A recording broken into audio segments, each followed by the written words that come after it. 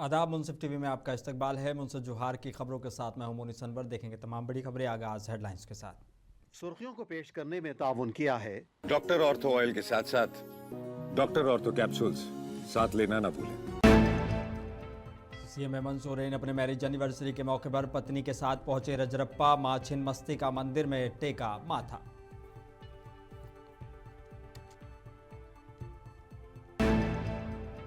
स्वास्थ्य मंत्री ने सीएम हेमंत सोरेन और कल्पना सोरेन को शादी की सालगिरह पर दी मुबारकबाद। बोले दोनों की जोड़ी मोहब्बत और सम्मान की मिसाल।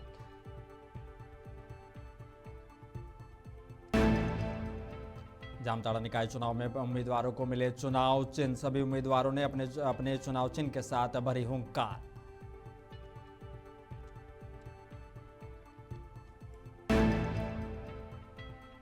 गढ़वा में नगर पालिका चुनाव की तैयारियां हुई तेज। जिला प्रशासन ने डिस्पैच सेंटर का निरीक्षण कर सुरक्षा व्यवस्था का लिया जायजा।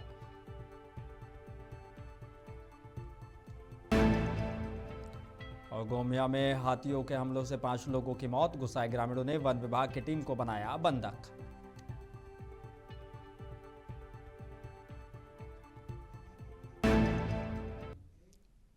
आगाज करेंगे झारखंड की कुछ अहम और बड़ी खबरों के साथ। बता दें कि झारखंड के मुख्यमंत्री हेमंत सोरेन आज अपने मैरिज एनिवर्सरी के मौके पर परिवार के साथ देश के प्रसिद्ध सिद्धपीठ रजरप्पा स्थित मां छिन्नमस्तिका मंदिर पहुंचे। इस पावन मौके पर उनके साथ उनकी पत्नी और विधायक कल्पना सोरेन और बड़े पुत्र नितिन सोरेन भी मौजूद रहे। मुख्यमंत्री ने विधि विधान के साथ मां छिन्नमस्तिका देवी की पूजा अर्चना कर राज्य की सुख समृद्धि शांति और जन कल्याण की कामना की है।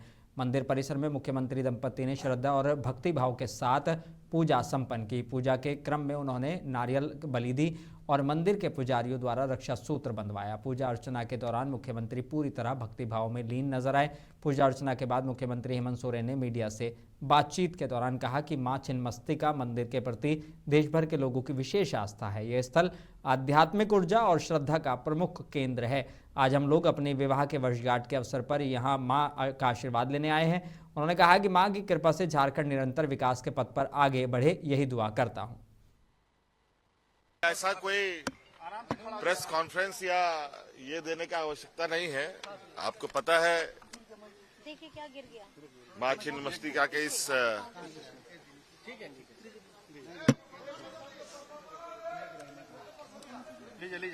प्रांगण में हम सब लोग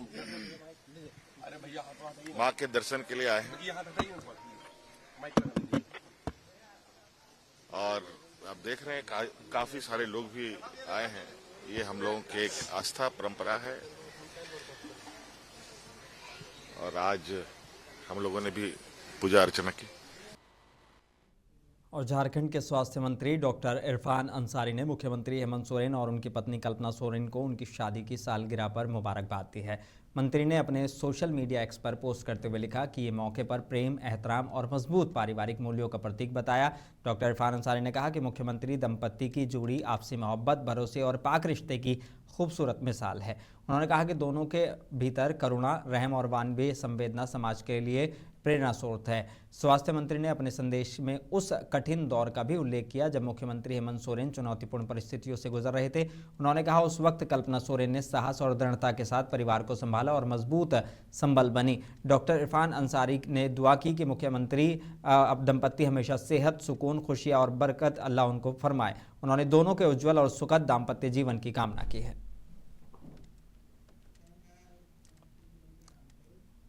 और झारखंड सरकार के स्वास्थ्य मंत्री डॉक्टर इरफान अंसारी ने सांसद पप्पू यादव की गिरफ्तारी को लोकतंत्र पर हमला बताया है। उन्होंने भाजपा सरकार से उन्हें तुरंत रिहा करने की मांग की। साथ ही चेतावनी भी दी कि यदि ऐसा नहीं किया गया तो जनता लोकतांत्रिक तरीके से इसका गंभीर प्रतिरोध करेगी। डॉक्टर अंसारी ने अपने सोशल मीडिया एक्स पर पोस्ट करते हुए आगे लिखा कि पटना में नीट की तैयारियां कर रही एक छात्रा की संदिग्ध परिस्थितियों में हुई मौत ने पूरे सिस्टम की सच्चाई उजागर कर दी है। ये घटना केवल एक परिवार की त्रासदी नहीं बल्कि बिहार सरकार और भाजपा नेतृत्व की गंभीर विफलता का प्रतीक है। उन्होंने कहा कि जो छात्राएं देश और समाज के सेवा का सपना लेकर आगे बढ़ती हैं, उनकी सुरक्षा सुनिश्चित करना सरकार की जिम्मेदारी है।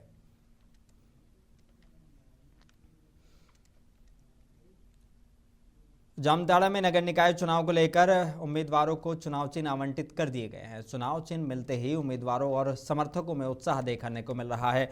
बता दें कि जामताड़ा नगर पंचायत से आरजेडी समर्थित उम्मीदवार अर्चना कुमारी को एयर कंडीशनर छाप मिला है, जबकि मिहिजाम नगर परिषद से आरजेडी समर्थित सुधा देवी को चिमनी भट्टा चुनाव चिन्ह आवंटित हुआ है। इसके बाद दोनों उम्मीदवार चुनाव मैदान में पूरी ताकत के साथ उतरने की तैयारी में जुट गए हैं।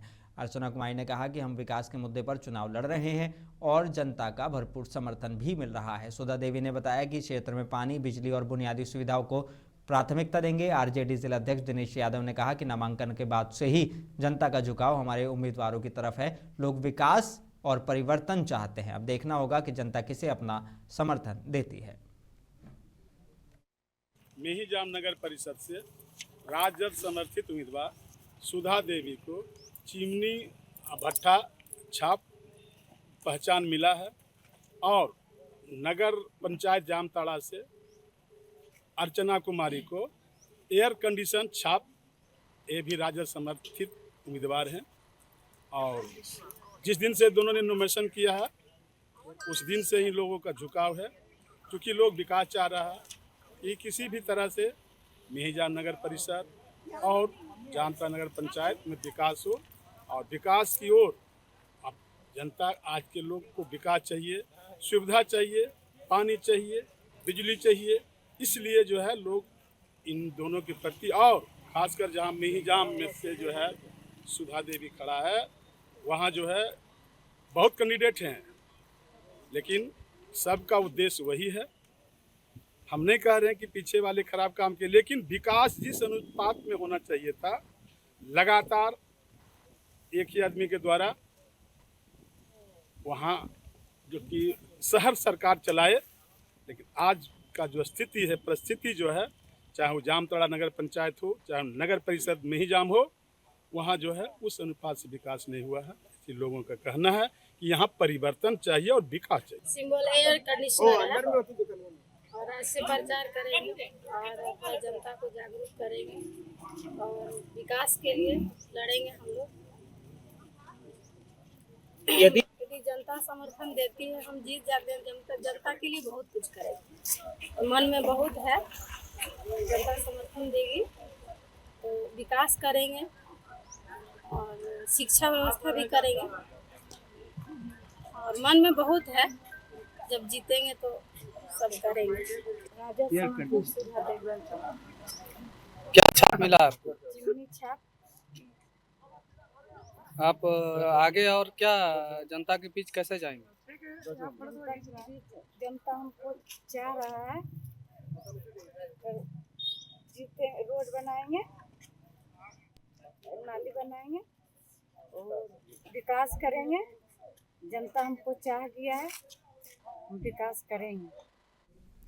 और गढ़वा में आगामी नगरपालिका आम निर्वाचन 2026 को लेकर जिला प्रशासन पूरी तरह एक्शन मोड में है। चुनाव को कामयाब, निष्पक्ष, शांतिपूर्ण और पारदर्शी बनाने के लिए सघन तैयारियां चल रही हैं। इसी कड़ी में आज जिला निर्वाचन पदाधिकारी दिनेश यादव और पुलिस अधीक्षक अमन कुमार ने संयुक्त रूप से बाजार समिति स्थित डिस्पैच सेंटर का निरीक्षण किया। मतदान सामग्री की सुरक्षा, वितरण, ट्रांसपोर्ट मैनेजमेंट और लॉ एंड ऑर्डर की बारीकी से समीक्षा की। उपायुक्त ने साफ कहा कि किसी भी तरह की लापरवाही बर्दाश्त नहीं की जाएगी।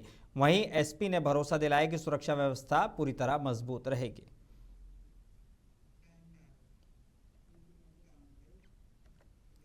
और पाकुड़ नगर निकाय आम निर्वाचन चुनाव को लेकर प्रशासन पूरी तरह मुस्तैद है। डीसी और जिला निर्वाचन पदाधिकारी मनीष कुमार ने प्रेस कॉन्फ्रेंस में बताया कि अध्यक्ष पद के 10 और वार्ड पार्षद पद के 89 उम्मीदवार चुनाव मैदान में हैं। सभी को चुनाव चिन्ह, दस्तावेज और रेट चार्ट उपलब्ध कराए गए हैं। नकदी जब्ती और सोशल मीडिया पर निगरानी की जा रही है। डीसी ने कहा कि मतदान केंद्रों को तंबाकू निषेध क्षेत्र घोषित किया गया है और स्ट्रांग रूम और मतगणना केंद्र बाजार समिति में तैयार है। प्रशासन निष्पक्ष और सुरक्षित चुनाव सुनिश्चित करने के लिए प्रतिबद्ध है। पाकुड़ नगर परिषद के जो चुनाव होने वाले हैं उसके लिए आज सिंबल अलॉटमेंट कंप्लीट कर दिया गया है। सभी अभ्यर्थियों को सिंबल दे दिया गया है। कुल यहाँ पर 21 वार्ड में अब 89 अभ्यर्थी हैं और जो हमारा अध्यक्ष का चुनाव होना है उसमें 10 अभ्यर्थी अब बचे हैं। सिंबल अलॉटमेंट के बाद उनकी एक ब्रीफिंग भी हो गई है जनरल ऑब्जर्वर और एक्सपेंडिचर ऑब्जर्वर के साथ। उन्हें पूरे डिटेल्ड जिस दिन पे बैठकें होनी है, स्पेशली एक्सपेंडिचर की, उसके बारे में उनको सेंसिटाइज कर दिया गया है। जो एमसीसी के गाइडलाइंस हैं उसके बारे में जानकारी दे दी गई है। साइलेंस पीरियड इत्यादि के बारे में उनको बता दिया गया है। मतदान की तिथि, काउंटिंग की तिथि, ऑब्जर्वर्स के साथ जो बैठक होगी, जो समीक्षा होगी, उसके बारे में जानकारी दे दी गई है। इसके अतिरिक्त हम लोगों ने उनको जो अभिकर्ता जो वो नामित करेंगे, चाहे वो निर्वाचन अभिकर्ता, इसके अतिरिक्त काउंटिंग एजेंट, उसके अतिरिक्त जो पोल डे एजेंट रहेंगे, उसके बारे में भी इंफॉर्मेशन दे दिया गया है। तो ओवरऑल हम लोगों के सभी जो 4 आरओज हैं और जो अध्यक्ष के आरओ हैं, सबने अपना फर्स्ट फेज का जो कार्य था नाम निर्देशन के बाद सिंबल अलॉटमेंट तक का कर लिया है। अब मतपत्र की प्रिंटिंग होगी और उसके बाद फिर हम लोग सारे कोषांग के साथ दिनांक 22 तारीख को अपना डिस्पैच करेंगे पोलिंग पार्टीज का मतपत्र के साथ। 23 तारीख को हम लोग के यहाँ चुनाव वोटिंग होगा और 27 तारीख को वोटों की गिनती होगी। भारत सरकार के केंद्रीय मंत्री जुएल ओरांव आज जमशेदपुर पहुंचे। इस दौरान उन्होंने केंद्रीय बजट 2026-27 को लेकर देश और झारखंड राज्य को मिली सौगातों की विस्तृत जानकारी दी। केंद्रीय मंत्री ने कहा कि इस बजट में रोजगार को बढ़ावा देने, पर्यटन को प्रोत्साहित करने और गंभीर बीमारियों की दवाइयों के दामों में कमी जैसी महत्वपूर्ण योजनाएं को शामिल किया गया है। उन्होंने बताया कि केंद्र सरकार का ये बजट आम लोगों के जीवन स्तर में सुधार लाने के साथ साथ झारखंड के विकास को नई दिशा देने वाला साबित होगा। इकोनॉमिक रिफॉर्म के साथ साथ सस्टेनेबिलिटी, मतलब आगे ये बिल्कुल निरंतर प्रगति पे चलेगी, डाउन ना आए, इकोनॉमिक रिसेशन ना हो, डाउन कभी ना हो, और इसके लिए पूरा निरंतर आगे बढ़ेगा। इसके लिए हम लोग काम कर रहे हैं। इस बजट को हम बोल सकते हैं कि ये रिफॉर्म एक्सप्रेस है। हमने 25 में 350 रिफॉर्म्स हमने बताया था, उसमें से हम लोग 350 रिफॉर्म किया है। मैं आगे उसको बताऊंगा। ये रिफॉर्म एक्सप्रेस बजट है। ये आपका ease of living, ease of doing माने जॉब, इसका है। माने लोगों को कैसे, आम जनता का ये सुविधा देगा, उनका कैसा समस्या समाधान होगा, इसके लिए हम लोग का बजट है। ये विकसित भारत का बजट है और इसमें प्रोडक्शन को सबसे प्रोडक्शन कैसे हो, उत्पादन, इसके बारे में ज्यादा एम्फासिस दिया गया है। आईआईटी और आईएसएम धनबाद परिसर में आज 1966 और 1976 बैच के पूर्व छात्रों का रियूनियन कार्यक्रम आयोजित किया गया।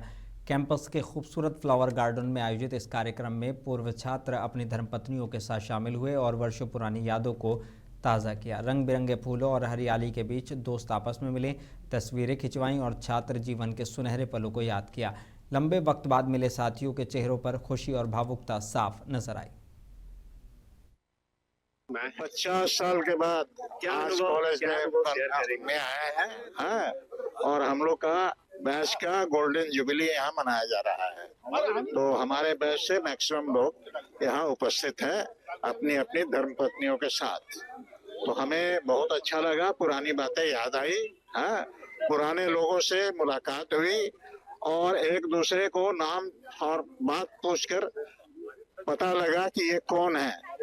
बहुत से लोग जिनको अनजान समझते थे, जब उनसे बात हुई तो पता चला ये मेरे बहुत करीब रहे। यादें तो बहुत हैं। अब हमारी इनकी एज हो गई है। हाँ, अभी तो हम going to be 90 year old। कहाँ से आए हैं? हम अमेरिका से आए हैं। और किस कोर्स के लिए आप पढ़ाई कर रहे थे? जब मैं माइनिंग इंजीनियरिंग 1960 में ग्रेजुएट किया हुआ हूँ। और धनबाद के झरिया स्थित लोदना ओपी इलाके से एक सनसनीखेज मामला सामने आया है। मधुबन 40 दोड़ा मुखिया मोहल्ला में एक पिता पर अपने ही 2 माह के मासूम बेटे की हत्या का आरोप लगा है। बच्चे की मां ने पति के खिलाफ लिखित शिकायत दर्ज कराई है। महिला का कहना है कि घरेलू विवाद के बाद पति ने बच्चे का गला दबा दिया। पुलिस ने शव को पोस्टमार्टम के लिए भेजकर जांच शुरू कर दी है। इलाके में दहशत का माहौल है। झगड़ा किया पापा से, हमारे बात करने के लिए। हम पापा से कौन झगड़ा किया? हमारा हस्बैंड। क्या नाम हुआ? चंचल कुमार। ठीक है। 12 बजे रात तक झगड़ा किया। हम भैया के पापा के उठाए कि देखिए ना, हमारा घर से भगावेला बोल रहे हैं, हमारी मम्मी की गाली दे रहे हैं। हमारा कर की घर से निकल जाओ, रात में कहाँ जाएंगे। फिर 12 बजे रात सब बोले, हमरे बोले सब उनका ना कोई ना बोले, उनका खाली एगो पापा बोले, सब हमरे बोले कि तोरे गलती रहो, तू ही मुँह मत दाब। तो हम चल गए अपन रूम में, वो भी अपन रूम में आ गया। बोला हम बाबू हमारे, फिर यही बहस करते करते 2 बज गया। बाबू हमारे रोवे लगा, अस्पताल था, तब गोदी में उठा के और दूध पिलाया, तब भी रो रहा था। तो सोचे कि देह दर्द कर रहा था, तेल लगाए ओकरा, तेल लगा के फिर से दूध पिलाए ओकरा, फिर सुसु कर देता, ओकरा पैम्पर्स पहना के, पजामा उजामा पहना के ओकरा सुला दिए रात में। फिर हम उठे तो देखें कि हमारे बाबू के नाक से खून बह रहा है, मुंह से खून बह रहा है। बेरमो अनुमंडल के गोमियों में जंगली हाथियों के लगातार हमलों से हालात बेकाबू हो गए हैं। बीते 3 दिनों में एक 4 वर्षीय बच्चे समेत 5 लोगों की मौत से गुस्साए ग्रामीणों ने वन विभाग की टीम को बंधक बना लिया। बता दें कि गांगपुर गांव में हाथी के हमले में दादा पोता की कुचलकर मौत हो गई, जबकि 3 लोग गंभीर रूप से घायल हैं। इलाके में दहशत और आक्रोश का माहौल है। ग्रामीण स्थायी समाधान और सुरक्षा की मांग पर अड़े हुए हैं। क्या हुआ था बताइए तो। सर लाइन तो कटा हुआ था, 2:47 में इधर हल्ला हो रहा था हाथी का, जैसे ये हड़बड़ाने लगा ना, तो हम लोग सोचे कि क्या चीज़ हड़बड़ा रहा है। तो मेरा वाइफ थी तो बोला कि उठिए ना, तो हम बोले कि नहीं उठ सकेंगे, काहे कि इन लोग का बाबा का अभी का माहौल है, नहीं उठ पाएंगे। तो ज़्यादा से ज़्यादा मतलब हड़बड़ाने लगा। हम ज़रा सा सिटके लिए अपना वाला झाँकने के लिए, मतलब सोचे कि झाँक के थोड़ा देखेंगे, तो मेरा हमको झटका दे दिया सुर से। कोई बात नहीं है। अब जो है मुआवजा के रूप में जब सरकार का प्रावधान है वो तो होगा ही। 4 लाख देने का है मृतक का। 25,000 रुपया अभी मैं दे रहा हूँ। 25,000 रुपया मैं कल शाम तक और व्यवस्था करूँगा। प्रत्येक हाँ, जो प्रत्येक मृतक का ही। जो घायल है हॉस्पिटल में है उसको लिए 25,000 रुपया मैं अभी दूंगा। उसके बाद टॉर्च की व्यवस्था में कर दिया हूँ कि कल आ जाएगा, लगा दिया हूँ। उसके बाद ट्रेन के ध्यान की बात है, इसका मैं प्रपोजल सरकार का जो कल हम बना के भेजेंगे। गोमिया इलाके में हाथियों के झुंड द्वारा लोगों के कुचलने की दर्दनाक घटना ने पूरे झारखंड को झकझोर दिया। इस हादसे में 2 लोगों की मौत हो गई, जबकि 4 अन्य गंभीर रूप से घायल हुए हैं। घटना के बाद इलाके में शोक का माहौल है। स्वास्थ्य मंत्री डॉक्टर इरफान अंसारी ने कहा कि मुख्यमंत्री हेमंत सोरेन के निर्देश पर वो मंत्री योगेंद्र महतो के साथ रिम्स पहुंचे और घायलों का हालचाल लिया। उन्होंने अस्पताल प्रबंधन को निर्देश दिया कि सभी घायलों को सर्वोत्तम चिकित्सा सुविधा दी जाए और इलाज में किसी प्रकार की कमी न रहने दी जाए। डॉक्टर अंसारी ने जानकारी दी कि राज्य सरकार द्वारा प्रत्येक मृतक के परिजनों को 4 लाख रुपए की सहायता राशि प्रदान की जाएगी। इसके साथ ही घायलों को इलाज पर होने वाला पूरा खर्च भी राज्य सरकार उठाएगी। उन्होंने स्पष्ट किया कि सरकार इस कठिन समय में पीड़ित परिवारों के साथ मजबूती से खड़ी है। मंत्री डॉक्टर इरफान अंसारी ने गोमियों में हाथियों के हमले में 2 लोगों की मौत और 4 लोगों के घायल होने को बेहद दुखद बताया। साथ ही हाथी आतंक और मानव वन्यजीव संघर्ष पर स्थायी समाधान की आवश्यकता पर जोर दिया।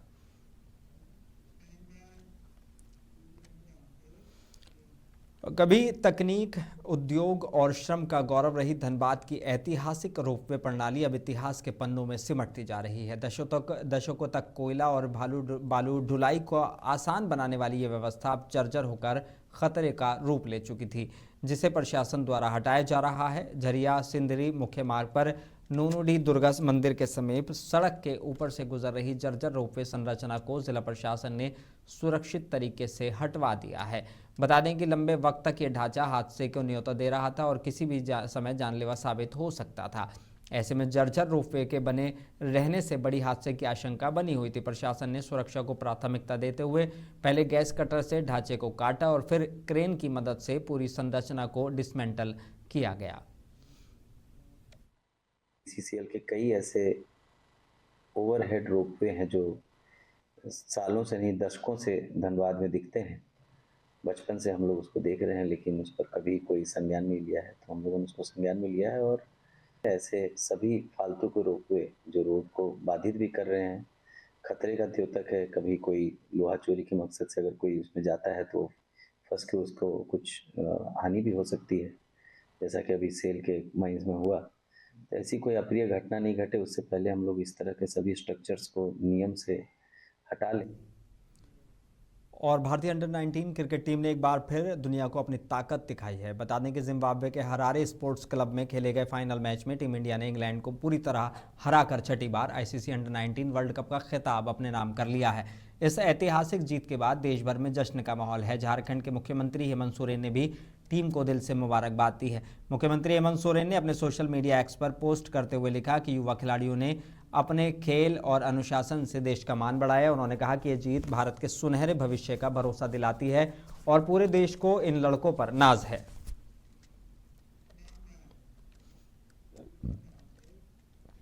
विधायक कल्पना सोरेन ने अपने सोशल मीडिया एक्स पर भारतीय अंडर 19 क्रिकेट टीम को विश्व कप विजेता बनने पर दिल से मुबारकबाद दी।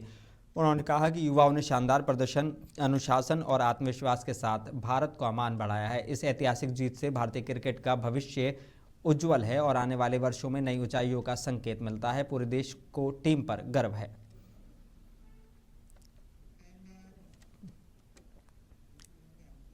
झारखंड के राज्यपाल संतोष कुमार गंगवार ने बोकारो के Ramrudra CM school of excellence में छात्रों को संबोधित करते हुए कहा कि समय प्रबंधन, अनुशासन और कड़ी मेहनत सफलता की कुंजी है। राज्यपाल ने कहा कि हमेशा बड़ा सपना देखें। सपने का मतलब वो नहीं जो सोने के बाद देखा जाए। सपना वो होना चाहिए जो सोने ही नहीं दे। कभी खुद को या संसाधन को छोटा नहीं समझे। आत्मविश्वास रखें। आत्मविश्वास से मुश्किल परिस्थिति में भी सफलता प्राप्त की जा सकती है। अगर दोस्ती करनी है तो पुस्तकों से करिए। किसी विषय में संशय हो तो अपने शिक्षक से पूछिए, चाहे विषय छोटा हो बड़ा हो, और इसमें संकोच न करिए। स्वस्थ शरीर में स्वस्थ मन का निवास करता है और पढ़ाई के साथ खेल और योग को भी महत्व दें। खेल हमें टीम भावना, अनुशासन और नेतृत्व सिखाता है और जीवन में आगे बढ़ने के लिए बहुत गुण आवश्यक है। प्रिय बच्चों, अपने माता पिता के त्याग को कभी मत भूलिए और अपने शिक्षकों का सम्मान करिए। जीवन में विनम्र बनिए और क्योंकि विनम्रता ही व्यक्ति को ऊंचा बनाती है। प्रिय विद्यार्थियों, आप में से ही भविष्य के वैज्ञानिक, डॉक्टर, इंजीनियर, प्रशासनिक एवं पुलिस अधिकारी, शिक्षक और खिलाड़ी निकलेंगे। आप ही विकसित भारत के निर्माण की मजबूत नींव है।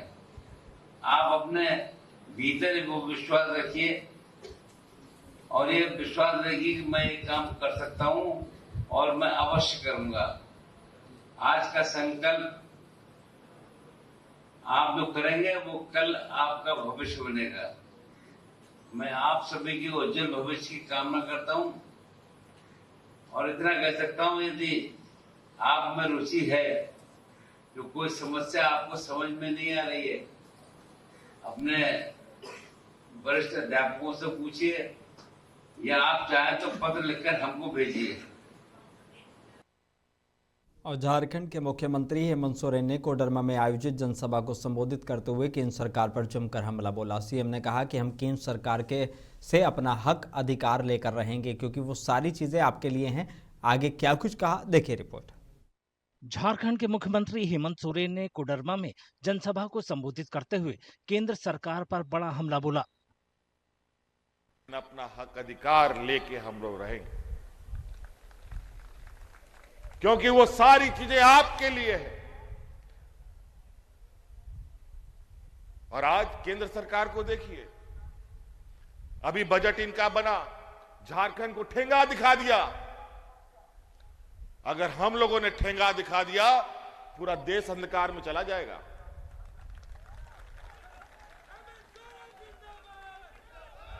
हम लोग इस संघीय ढांचा में कुत्ते बिल्ली की तरह नहीं लड़ना चाहते। आप लड़िए, आप राजनीतिक और लोकतांत्रिक ढंग से लड़िए। अगर उस तरीके से भी लड़ना होगा तो उसमें भी झारखंड पीछे नहीं है। हमारे पास इतनी ताकत है और वो ताकत उनको भी मालूम है। और आज केंद्र सरकार ने जो लगभग 52-53 लाख करोड़ रुपए का बजट बन रहा है, आज इन लोगों ने विदेश में अमेरिका के साथ ऐसा करार कर लिया है कि अपना बजट का 85% खर्चा अमेरिका को देके आएगा। मुख्यमंत्री हेमंत सोरेन ने भारत अमेरिका व्यापार समझौते पर सवाल उठाते हुए कहा कि इसका असर गैर बीजेपी शासित राज्यों पर पड़ेगा। जुगलसाई नगर परिषद क्षेत्र में चुनावी सरगर्मी तेज हो गई है। झारखंड राज्य अल्पसंख्यक आयोग के चेयरमैन हिदायतुल्लाह खान ने नगर परिषद अध्यक्ष पद की उम्मीदवार नौशीन खान के समर्थन में जोरदार जनसंपर्क अभियान चलाया। स्थानीय लोगों से बातचीत में उन्होंने कहा कि जनता का जोश और भरोसा साफ इशारा कर रहा है कि जीत तय है। हिदायतुल्लाह खान ने भरोसा दिलाया कि नौशीन खान ईमानदारी से काम करेंगी और सफाई, पानी, सड़क, नाली जैसी बेसिक सिविक सुविधाओं पर फोकस करेंगे। इस कैंपेन में जेएमएम के नेता, कार्यकर्ता और बड़ी संख्या में समर्थक मौजूद रहे। अपने जान माल इज्जत आबरू की हिफाजत करने वाले को गुंडा बदमाश कहते हैं, तो आप कहते रहो, मैं लेकिन नहीं कहूंगा किसी तरह की बात, और बस इतना ही कहूंगा कि आप हमारी बहन हैं, मैं आपका सम्मान करता हूं। आपको कितना वोट मिल रहा है आप जानती हैं, आपको कितना वोट मिल रहा है गुजराई की जनता जानती है। आप अगर अल्लाह ताला आपको हिदायत दे, समझ दे, तो दूसरे के बहकावे में ना आए। और झारखंड की खबरों में बस इतना ही। मुझे दीजिए इजाजत, बने रहिए मुंसिफ टीवी के साथ।